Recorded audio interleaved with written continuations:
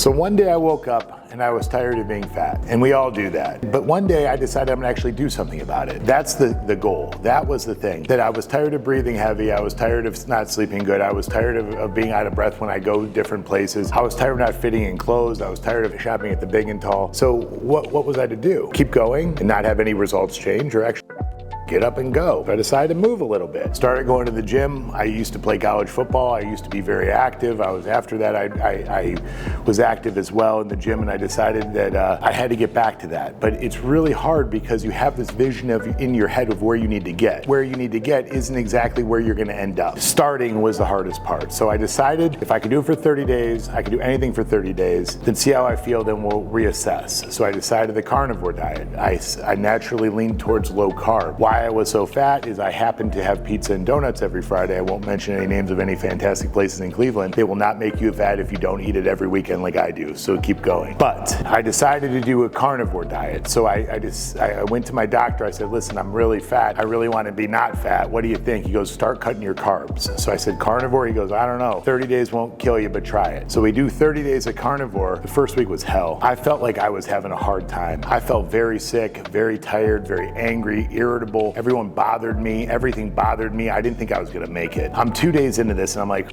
this. I don't want to do this. I'm eating hamburgers and steaks and salt and water. I'm like, this is literally the worst day of my life. Everyone wants to have a burger until you got to have it every day with no bun and no ketchup and no mayo because it's full of soybean oil and all kind of crap. You literally are having carnivore. That is what you are having. You are having meat and you're having dairy, and if you want to, but that's it. So the day 3 comes and I'm like, suck it up. You have to make a change. The other option's worse. And what are you going to do? Weight Watchers, Jenny Craig. I mean, there's everything to try. They all tell you what you're going to do. And I'll tell you it's gonna work. Why are there so many of them? Because they want your money. They know what they want, but they're not really out to help you. They're out for themselves. So I thought, okay, here's one that's gonna be not paying someone. It's up to me. I'm doing my own research. I'm talking to the medical professionals. So I did that. Day 5, I don't feel like I'm gonna die. I don't feel horrible. Oh my God, what's happening? I'm starting to feel better. Oh, I can walk a little bit better. I'm breathing better. My inflammation in my body is going better.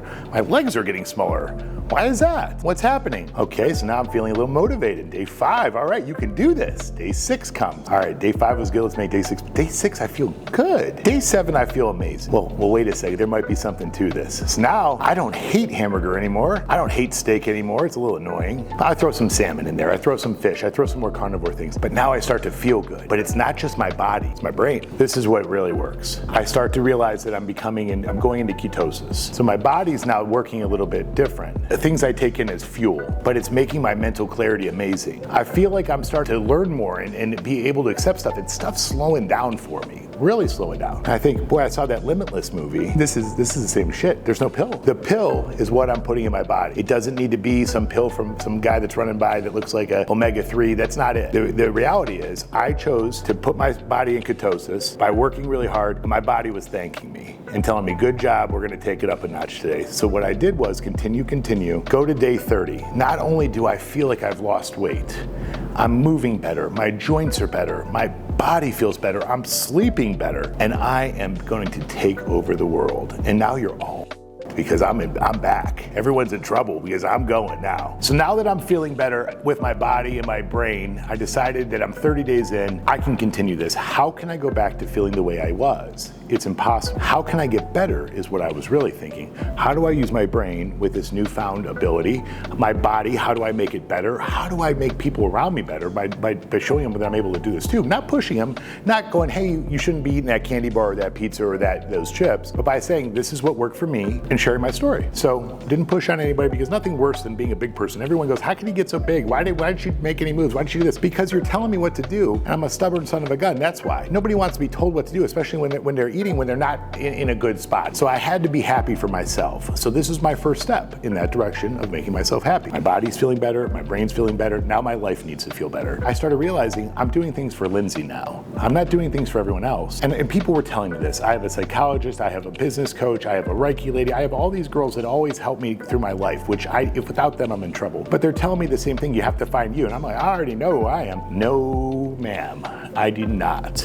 No, sir, I did not. So I started continuing on the weight loss journey. I continued to be better, and I continued trying to use my mind. I read books on how to think differently, how to up your game. I really felt like I was on a limitless pill, and still to this day I do. And I continued to eat the carnivore diet while getting blood tests, while constantly going, everyone said, how's your Ozempic shot? I didn't take Ozempic. I didn't take any of those shots. I know South Park made fun of it. It was hilarious. I was laughing too, because all you had to do was cut out some food and be disciplined. Easier said than done. But if I can do it, anybody can do it. You just have to wake up that one day and be ready to make the difference in your own life. So I learned to love Lindsey in a way that I never did by doing the things I like, which were going back to the gym. But not only did I go back to the gym, I went with my friends. And I went to friends I network with. And I do lots of business with. And it's so fun. And I go, oh my gosh, everyone's going to the bar, buying drinks for everybody. You know, not networking. People are going, they're not networking, they're having a couple of drinks. Let's call it what it is. Networking that way is one way. But networking with people when you're busting your ass, running around Strongsville, running around the city, going through this, boxing in Euclid, you really get some good connections because you're deep into it. You're going through something. You're putting your body through some stress, and you're working through it with people that you want to work through business with. So I was able to grow my business, my body, my mind, my personal health, my personal love with myself, and my personal ability to love others all at once by making a change. So if you want to make a change, the first step is do it. Call me.